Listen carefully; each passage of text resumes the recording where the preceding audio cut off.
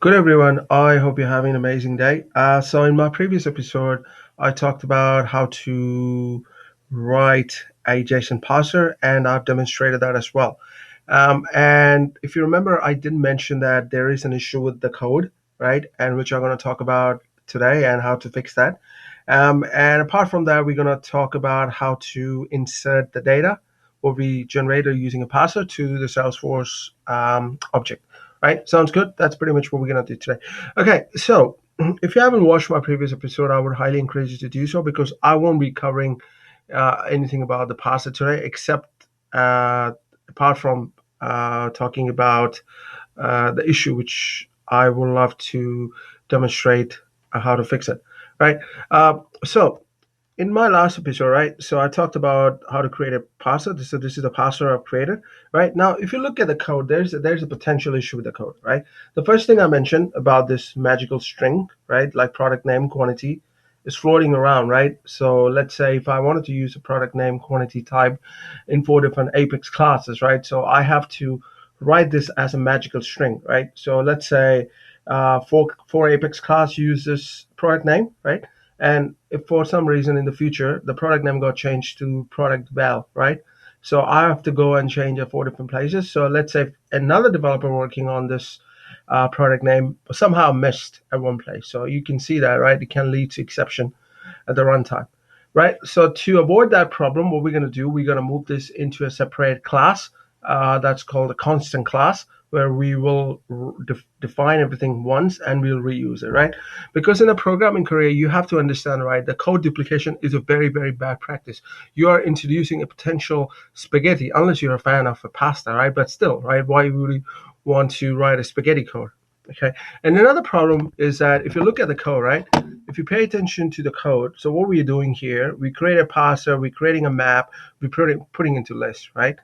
Now, you might, if you've been following along, you might be questioning one thing. Why do I need a list?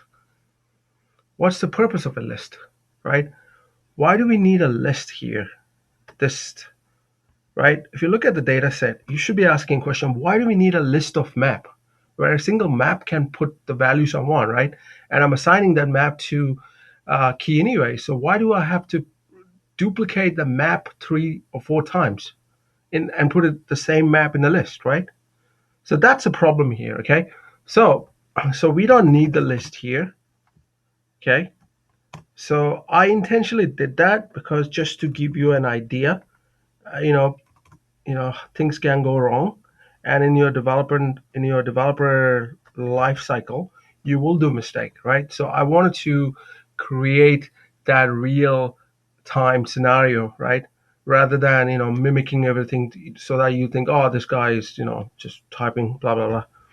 So I just want to give you that experience, but at the same time, you could have figured that out by now, I hope. So we don't need this one here. So what's the need of it, right? And we don't need this value here. Okay. So we don't need anything here. So instead we're gonna do this. Yeah. I'm gonna save it to see if it saves. If not, we'll figure out.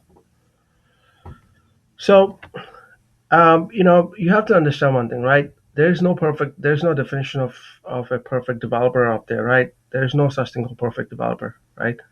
I mean, you will make mistakes no matter how good you are, because that's pretty normal in a development life cycle. So you don't have to feel bad about it when you do a mistake because things can go wrong. Yeah. So let's see if we can save it. Okay, so we have an issue here. So what is the issue?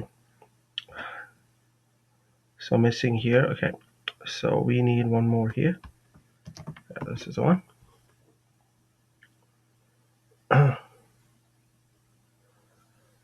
All right, let's see if it's okay. So this class fine, and we got to change that in the product controller as well.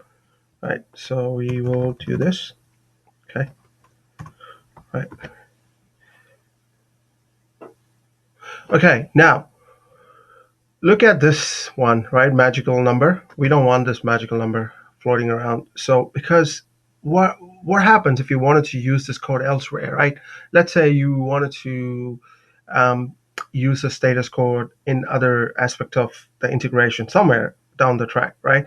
So instead of doing 200, right? it's better to put that as a constant and use it. That's a good practice, in my opinion, because I, when I see a code, right, where magical string floating around, I do not have patience for such code because you have to understand that I came from a different technology background, and if you write this kind of code in .NET, and people will straight away throw that in the garbage, because in .NET space, the code interviews are very rigorous and intense, right?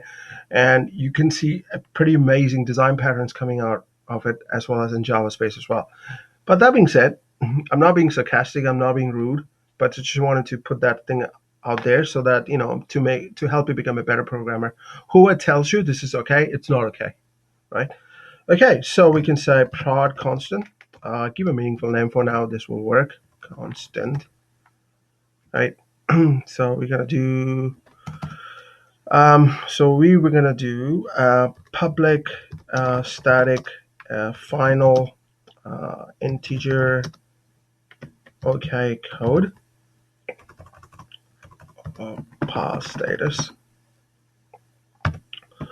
It's always good to put in a caps, right? The name, but it's up to you. I mean, there's no pressure. But this is a good coding standard. But again, remember one thing, right? Your company might have a different coding standard, so you need to comply to that, right? Just don't think that what I'm doing is a perfect coding standard.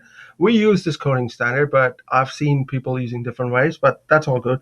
Whatever works for your organization, right? That's all important. But my main point is to teach you the good coding practices. That's all. I'm not here to teach you the naming convention or how you should write a name, but one thing I just wanted to tell you that it should make sense, right? That's all. I mean, you can't put like x equals to, it doesn't make sense, right? So you have to have a proper name. So for now, I'm gonna do product name, right? I mean, I know that the caps lock is annoying. It means like you're shouting at someone, but before constant is okay. It is a kind of a shouting. So quantity. Right, okay, so this is gonna be here, and we're gonna do this here. So this is not exactly the quantity what we wanted. So we wanted something else. We want to type here. Okay, so we're gonna go and type here. Yeah. Oh, sorry, this makes no sense, right? We're gonna type. Yeah, type. Oh, so we can use the type st. Okay, type string. Okay, you know what? Well, let's make it consistent. Type string. Okay, so let me save it. And let's see if it saves. Okay, so now that's fantastic, right? So we're going to use a product constant. So we're going to do product constant dot. We're going to do pass status. You can go to Wikipedia and see the HTTP status code, right? There are different codes, right? 200, 201, and different kinds of codes. So if you are going to use that kind of code, so please go through that link. I'll put in the description below for your information. But for now, 200 will do the job. Yeah. So we're gonna do product constant, and so we're gonna do so we're just gonna do this product name dot product name. Yeah, and just gonna do. Okay, so we're gonna do quantity. Yeah, and we have to do one more as well. I've forgotten about that. That's the ID part, right? So we're gonna have to do public. Come on, static final string ID str equals to ID. Just see if the caps is correct, because it should match exactly the same keyword otherwise. Okay, so that's great. So we're gonna do this. Let it save, and then we will deal with the other stuff. Okay, so that's great. And product controller, we're gonna save this one.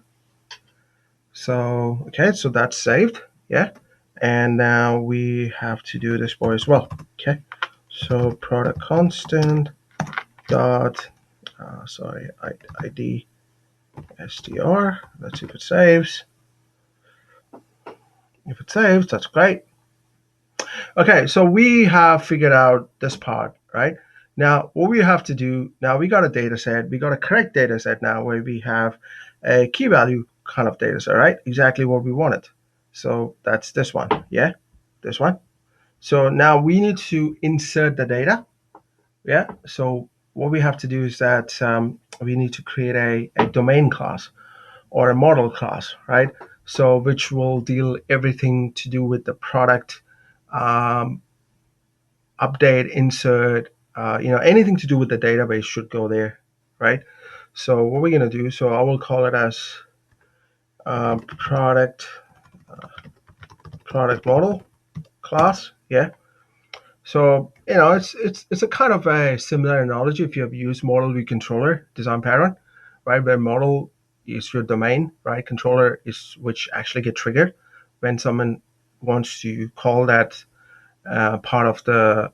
It's usually used in the routing, and the view is what you see, right? Where buttons and kind of stuff, right? So the controller calls the model to get the information from the database, and then it displays into the view. That's pretty very overview about it. But similar logic, we can use it here. So product model, everything to do with the product update, right? So what we're going to do, so we're going to do public static void update, sorry, insert prod data. Yeah, so we can do that. So one more thing I just wanted to talk about, right? I have written a database layer, and I've used that in other episode. When I was talking about how to separate a layer, right? So I'm gonna reuse the same. Okay, so I'm gonna show you what I mean by that. So if you go to the search in file, so you can say query sector, I guess. That's okay. So what we're gonna do, so we're just gonna do open class. I'm just gonna do query. Sorry, so query selector, right? So this is exactly what we're going to use. So if you look at it, so what it's doing is that it's going to update and insert the data. So we will change this class a bit for our requirement. So this is our underlying database layer, right? Everything to do with the database, like getting a data off, updating it, insert it, everything will be used by this. So we will use this for that operation. Yeah. Oh, man. That sounds exciting. Okay, so what we're gonna do? So we will so we will go here. Just a second. We're gonna go with this one, and we're just gonna do product controller. So what we need here is this one. So this one here. We're gonna do data prod data set. Yeah. So now we're gonna loop through the prod data set. So we're gonna do for integer I prod data set dot key set. Yeah, because this is a map. I will explain to you what I'm trying to do. Yeah, so don't worry about it if you're confused at this point of time. I'll just give you an explanation. So let me look at the product information here. We will do one more step, but for now, just don't worry about it. So we're gonna need this one. So I need, so I have to do the list of brew products. So just gonna do prod list equals to new list of. This is choose. I'm doing this so that I can bulkify the code, right? If you know the concept of bulkification, you know very well, right? We will not be doing an insert or update within a for loop, which is a very bad practice, right? Okay, so what we're gonna do, so we will do prod BRP, that's brewing product. So we have to create a okay, so we have to do one check here. So I will keep the check condition later. So what we'll do, so we will do here a map of string, and I'm gonna do string, yeah. We can do prod key set, yeah, equals to just gonna do prod data dot get, yeah. So we're gonna do I right now. So we're gonna do that. Okay. Now, so what I've done, right? So in this case, I am looping through the map, right? So here, if you look at the insert product data params, right? So I'm getting product data set, which is a map of map, right? So here, in line number 5, I've created a list, a collection to store the brew product information, right? And here I'm actually running through the key set, right? The product data set. So if you are familiar with the maps, right, you will know that the only way to loop through it is to go through the key set. So the key set will be an integer key set, right? So this is the key, right? And here I'm getting the value, so which is this one, yeah. So this is the value. So I got that in a key set now, and my product key set will contain product name, quantity, right? So what we're gonna do check here if prod key set dot m contains, I think it contains key. So remember what we have used this constant here. This is exactly the reason why I have to use a constant here. Product there. And so yeah, so if it contains, so that means we have the value here. Okay. So what we do, so I need the description field. So we're gonna have a description here. And so we're gonna go here, product description. So that's brp dot description equals to what we're gonna do. Is that the product? Yeah. So product dot get. Yeah. And this one.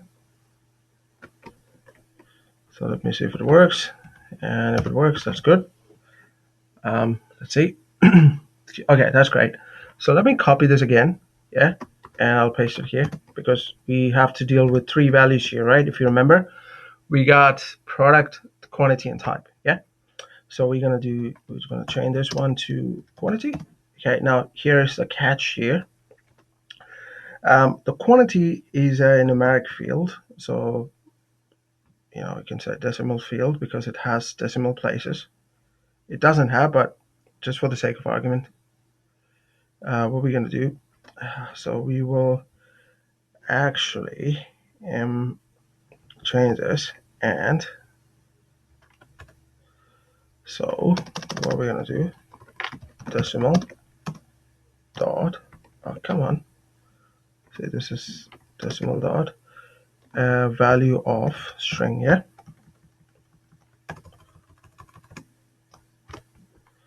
And we're going to change this, and quantity, yeah. And this, for the type, I think it's a type C, yeah. That's great. So what we're gonna do, so we will change this to type. Oh, come on. And we're gonna do to type. Yeah, it's gonna do the type. Oh, that's interesting. Okay, so that's all done. Yeah. Now the one final piece left to do, that is the brp dot. Oh yeah, so intelligence works, which is great. And that's I. Yeah, which is the key. So what I'm doing is that I'm trying to get the product value from a collection, right? Which is a map here. The product key set will contain product, contains quantity, contains type, but I don't have to worry about the product ID because this is an external field, right? So I can use this one here. Okay, right. So that's great. And now what we're gonna do? So we will. Okay, so everything is there. So we will add this to product list. Okay. and dot add BRP. Yeah, so this is there. Collection is there. Now the collection works fine. No problem whatsoever, right? Okay, now I need to insert this collection, right? So let me go back to this query selector. So if you can see that there is no insert record, so we have update. So what we're gonna do, I'll copy this boy here and create a generic insert records. So I'm just gonna do insert list, yeah, and it's gonna do insert, and I'm gonna do insert list. Okay, so sounds good. Let's save. I explain what I'm trying to do. It's not difficult whatsoever. Okay, so we got an error here, which is fine. Let me see what's the error here. I mean, it doesn't show me what's the error. Okay, so that's an error.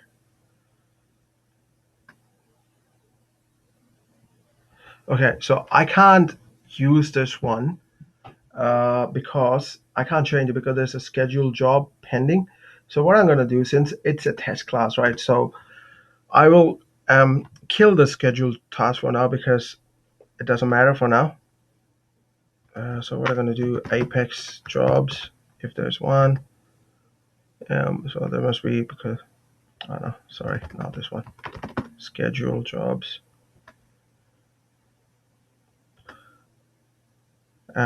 So new batch job, this is the one. Okay. Because I don't want it to do with the Conga grid. That's not something I've done. So, okay, so that works fine, right? So you might encounter a scenario like this, right? When you're doing that in the sandbox. So you need to, so, okay, so what happens if you encounter a scenario like this, right? You can't go and delete the batch, first of all, right?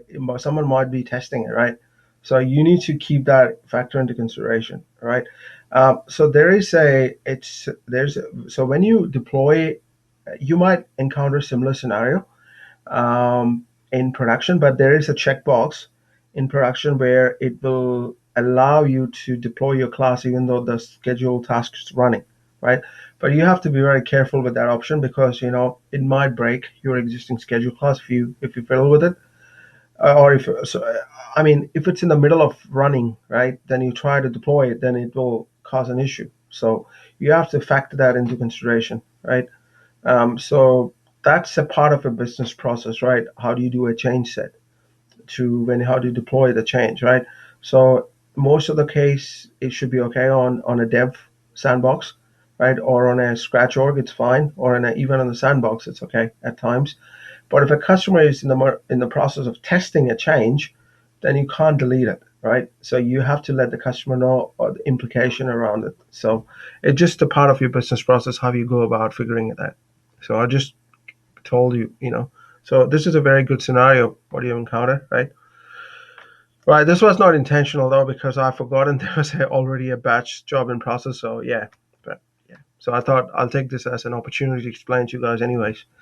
Okay, so we have an insert record here. So what we're gonna do? So I want it outside this process. So we do here query selector dot insert record. So what we will do? So I'm happy with a partial update. Yeah, and so we're just gonna do false. Yeah, and I'm gonna do save. Oh, sorry, it won't save because there is no semicolon, right?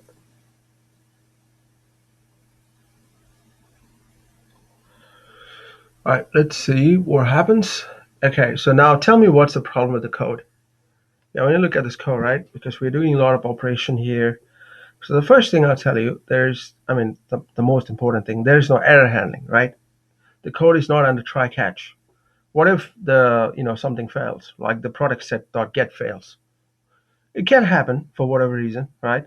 So what if you're getting a decimal dot value off, right? Like product key set. If you look at the line number 18 right here, what if you're getting a quantity say, you know, XYZ, right? It will obviously fail. So you have to have error handling. So I always put ever, just for a start, you know, for this demonstration, it's just good to put a simple um, error handling because it's important in my perception. You do need to take care of the errors. Never assume that your code is perfect. No code out there is perfect. S can hit the fan anytime, right? So, and I can do that. This, yeah. Okay, so this is a one thing. Okay, so that's great, right? Now, now there, now another thing, right? You have to think about why do we need an ID at first place, right? You must be asking me that question right now. Okay, so you talked about external ID. We're storing it. So what's the point of external ID? Why do we bother to put the external ID? Well, the reason why we have to use external ID just to make sure that we are not recreating the product again and again, right? I understand that there is no check in place at this point of time. We're going to add that check in a minute. So what we're going to do, right? So we are going to create a so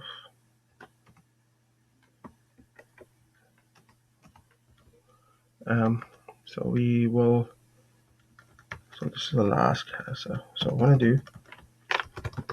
Sorry, public static. Um, for now, void. That's always I do. Get prod info.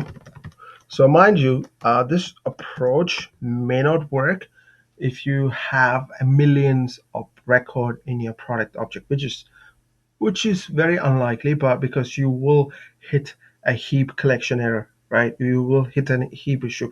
But since we do not have any product, or say maybe we won't have more than 1,000 products, so this approach is okay, right? For this scenario, it has to be case by case because there is no one generic rule for every integration, right? It depends based on the requirement, right? So that's what I would say.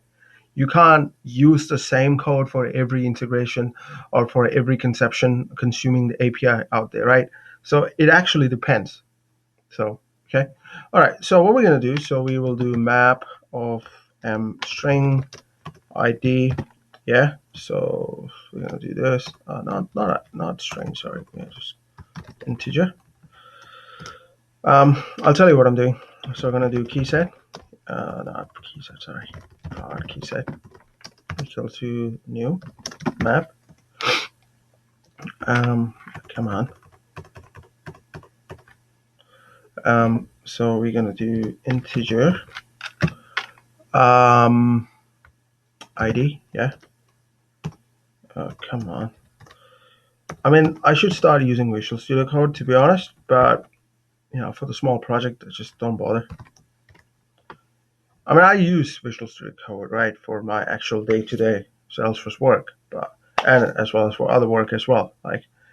But for demonstration, I think a developer console is pretty good enough. Okay, so what we need, so I need a brewing object here, variable. So, and we're just going to do B, yeah, so it's going to do select ID, yeah, and we need this one, prod from brew product, right? So we're going to do key, prod key set, dot put, b dot, what's that? This is your key, and this is your ID, b dot ID, yeah. Okay, so let's see if it works. Okay,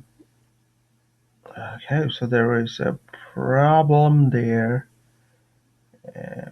What's the problem there? So there's a problem there. Okay, let's have a look. Method does not exist of signature. Really?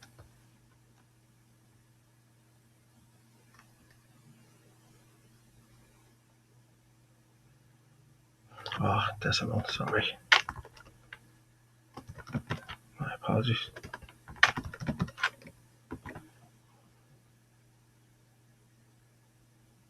Okay, so that works, right? Now, I don't want this to be public because I don't want this method to be exposed anywhere. Now, I don't want this to be void. I just want this to be this. I just want this to be return product key set. Yeah. Okay. Um. Okay. So we're gonna do try. You see, I do like to put my code in the try catch, because I don't assume anything. You know, um,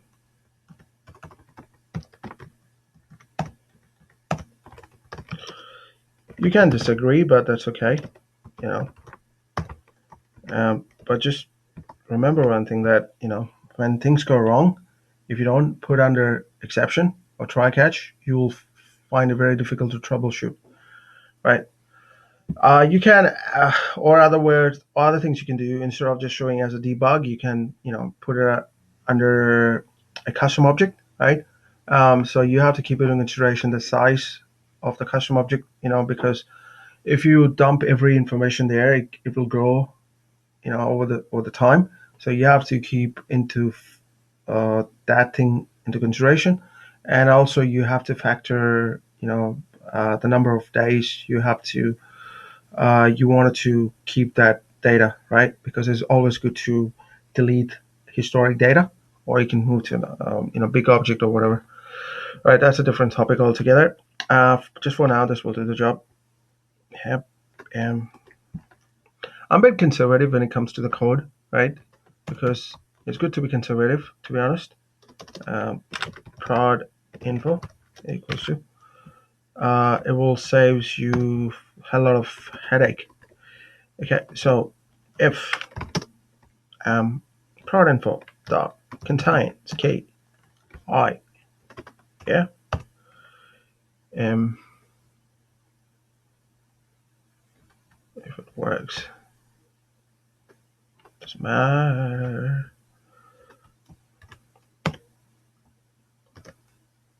Um, Continue, yeah. Don't know if it works, but let's see. Okay, so if it contains, right? So what I'm doing is that if I already have that, product in place, I don't want to do anything. I just continue, just go back and loop. Yeah. So that's pretty much just going to do. Okay, let's go through the code a bit. Yeah. So what I'm doing, I created a product model. Yeah. Product model which will deal with creating a product, because the model, or you can say the other name, whatever you want in terms of model view controller. This is a model for me. Yeah, and there's no view there because view will be your Salesforce actual page where you're viewing the data, right?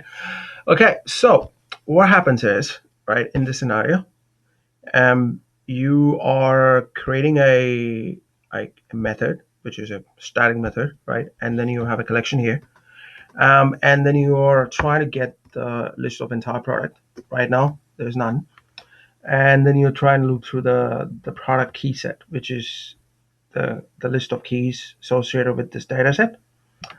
And you're trying to, um, once you get that, okay, so once you get the key set, right, obviously you will have a value, right? And so you get the key set, you create be a product object, and then you look for the corresponding key and assign the value, right?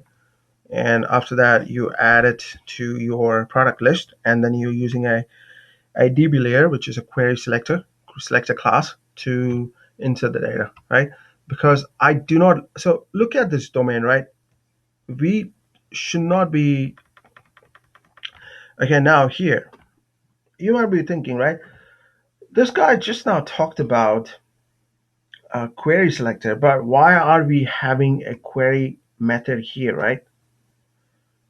So we need to change that. Yeah. So sounds good. Okay, let's see if you got a method there first of all. If we got none, so we right. So what we do,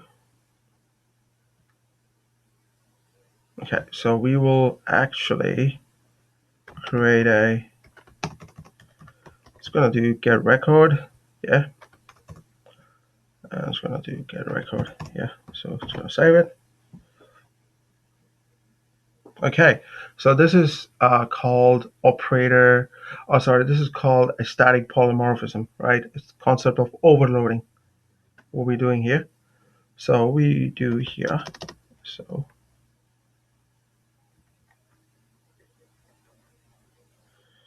um, so we're gonna do list of brew product here. Just gonna do brew list equals query selector dot get records. No, I don't care about that one. I just don't care about that one. Now,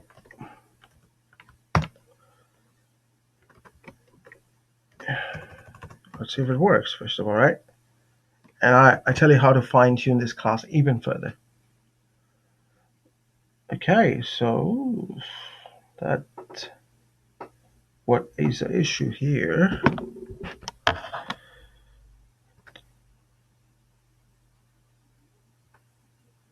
Sorry about that. This is not something. It's not something I wanted to do. So just should be a list of this. Yeah. So just should be the list of this one. Oh, come on. This is why I don't like developer console because like you see, it's just crappy. Okay, so let's see, if it works. Okay, sounds good, right? Or you can pretty much do this. Okay, you can do this if you want. Let's see if I can do this. I want to create a variable. Let's see if this works. No, it doesn't work. Okay, that doesn't matter. I will stick this here. Yeah, it's fine. Okay, right. So now we can be a bit more clever, right? Because, okay, so let me save this one. I mean, I'm not saying that you should be doing exactly the same, but, if you know that you're going to use this SQL query over and over somewhere else, yeah, then, in my opinion, it should go under here, public static final string fraud get SQL. Okay, so you can just use this one. Because I do not want the SQL query floating around everywhere. That is just not a good way to do it, right? So, and trust me, it's not a complicated stuff, right? Once you understand a concept, so see, to think about the advantage of this code, right? If you wanted to use this code, this prod get SQL elsewhere, you can, all you have to do is to call this, right? And imagine that, right? If your the value field name change for whatever reason, right? Let's say if it's instead of prod IDC, it changed to something, right? For whatever reason. Now, if you have written the code in like 4 or 5 places, you have to go and change individually. Now, in this case, you have to change only at one place, right? The flip side is, right? If you want, if this code is used at one place, right, and another place if needs, select the ID from brew, then you have to create 2, 3 the string here, which is okay in my opinion. But right, okay. So what we're gonna do? So we will do. So we go to the product controller. Yeah.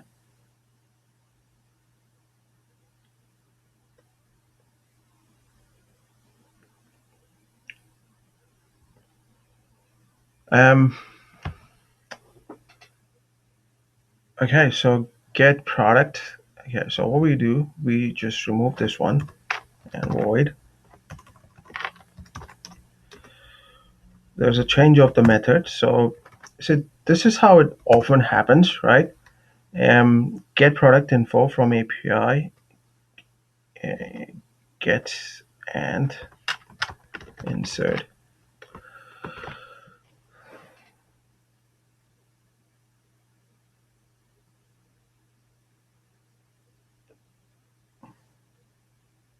But you know what? Let me change it back because I tell you why in a second. We have to schedule this class, right? We have to create a batch method, right? So we can't, so we have to use this in a batch, right? So what we're gonna do, so we got this, right? I will test it to show you how it works. Yeah, so we will go to developer console. First we go to this product. Come on, brew products, just to see if we got anything. Um, so I'm just gonna do all. We got none, right? Which is good. So we're gonna do the debug. Come on, so product product controller dot just care prod data set equals to. It's always good to test your class, and then we have to write a test class, right? So I will write a test class at the end. It's very important, right, before you submit your code for code review, to have the test class in place, right? Unit class, whatever you call unit test. Um, okay, so what we do, product model. Yeah, so it might fail, right? Because I haven't tested this class. So if it fails, it's okay. I mean, we'll fix it. So it's not a big deal, right? So that's how you debug your code. So because if you don't debug it, then you will not know, right? Okay. So in Visual Studio, you can use the Apex Replay debugger to debug this. That's very easy to do it. Yeah, it's okay. Okay. So something happened. There must be a failure, I presume. Success, success, success, success. Seems like we got a success here. Ooh, that's exciting, isn't it?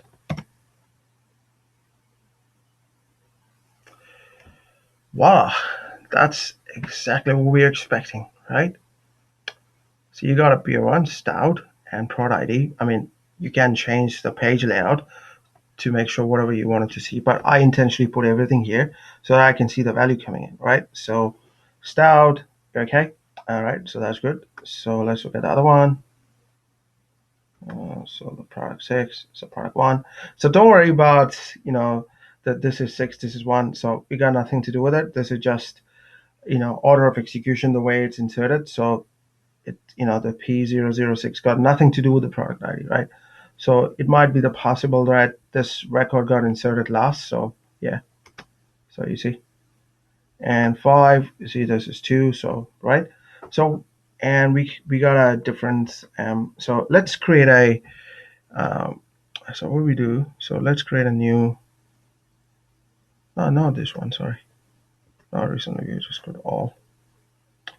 So I'm just going to do select fields to display. And what we need is, we need the description. Just need the description. Yeah, we need the type. And we need the quantity. And we are interested in the product ID, which is your external ID.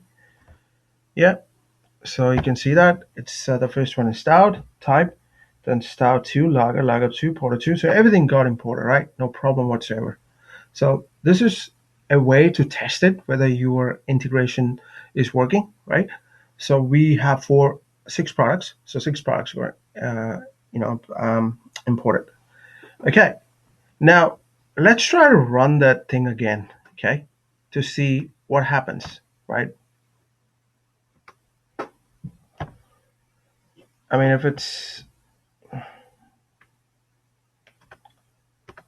if there's an issue, we'll fix it. Yeah, don't worry. Okay, so there's nothing happened, right?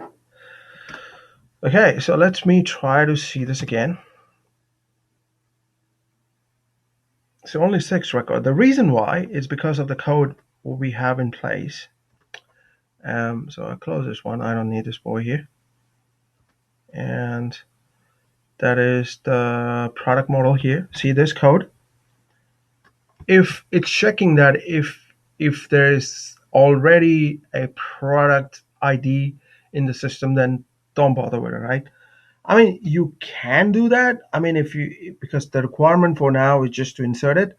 I mean, if you wanted to update the data, you can always use upsert to do that. But I mean, for now, we just don't want to bother with that. We're just focusing only on inserting the data. We're not focusing on update kind of stuff, right? Because I just wanted to give you a glimpse of how things done. Okay, so that's pretty much what I wanted to talk about today. So I right now there's no errors as such, so we are good to go to our next stage. That's to create a batch class, and then we schedule it. Then we create a test class. Once that's done, consuming API part is completed.